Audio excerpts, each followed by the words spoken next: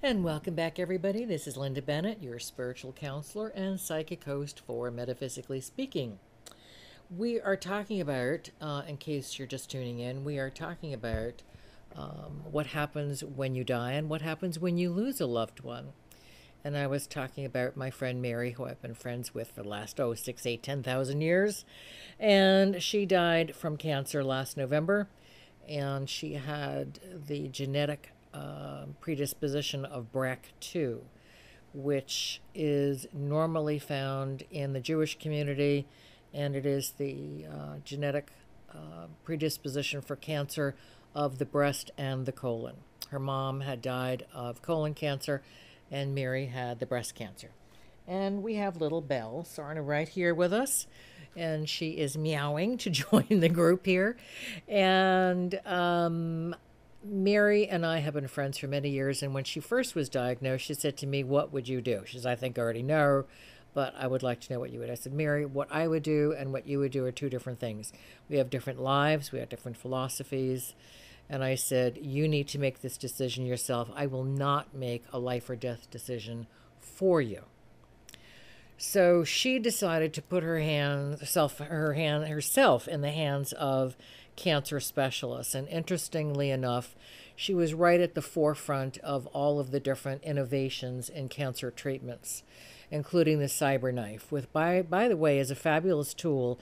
However, you do develop scar tissue.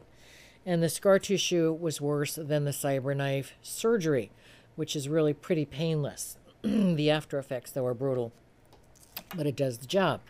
So anyway, along the way, Mary had said to me what I promised to tell her when she should stop the treatment. I said, yes. But again, you have to make the decision. You can't take somebody's life or death decisions away from them. That's part of the karma of getting any kind of an illness or getting any kind of health situation. You, the patient, you have to make that decision, and you have to work with your doctor hand in hand. Let me tell you something, people. There are doctors who are terrified of death and trying to keep you alive, thinking that if they keep you alive, they're never going to die. Here's the deal. No one gets off this planet alive unless you leave by spaceship, and then you're going to die somewhere else. You cannot live in your physical body forever. Who wants a 5,000-year-old physical body? If you think you have a headache now, wait till another 4,000 years.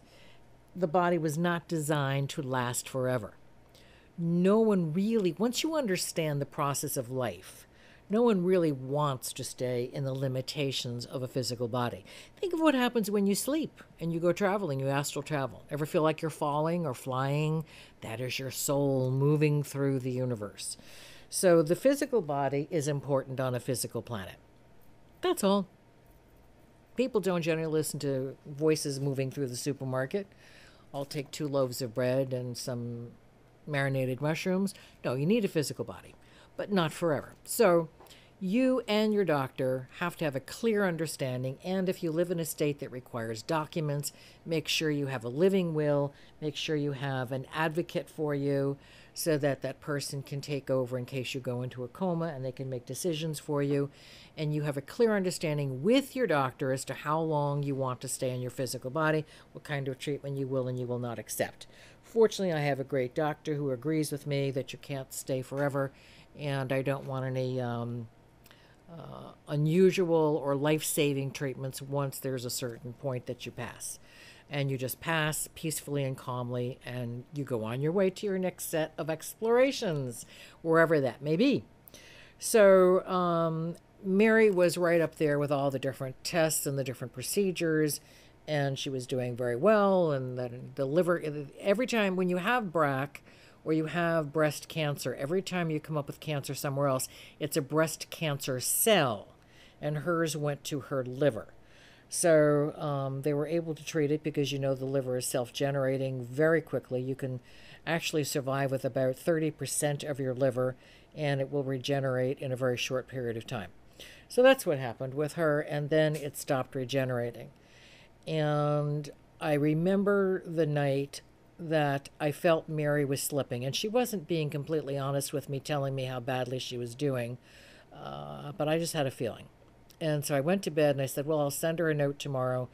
And a voice said to me, get up now, write the note, and go out in the street to the mailbox and put the note in the mailbox. And you're going to be safe from coyotes, because there are coyotes all over the place and where I live. And here comes the cat to knock over the microphone. Leave Belle up here. She's a sweetheart.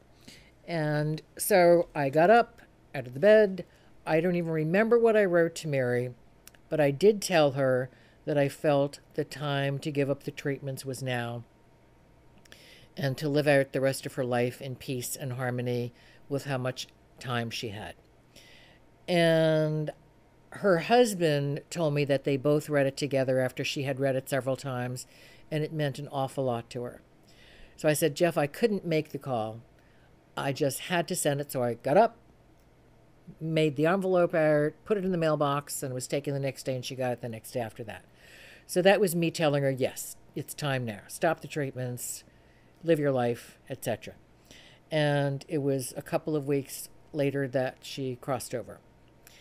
And losing someone you love and who's part of your life, I went through that with my father. I would talk to him every Sunday, and it was over a year before I finally got to the point where I didn't say, oh, it's 2 o'clock, I have to call my father. Oh, it's 2 o'clock, or it's 3 o'clock, because that's the time I used to call him approximately. And it becomes a habit, but it becomes part of the ritual of your life. People you want to talk to every day, or you want to talk to every week, and people you don't. And that was a weekly thing with talking to my father, and it was a couple of times a week with Mary. Although sometimes we would go a whole week and not speak, and then it was 3 days the following week.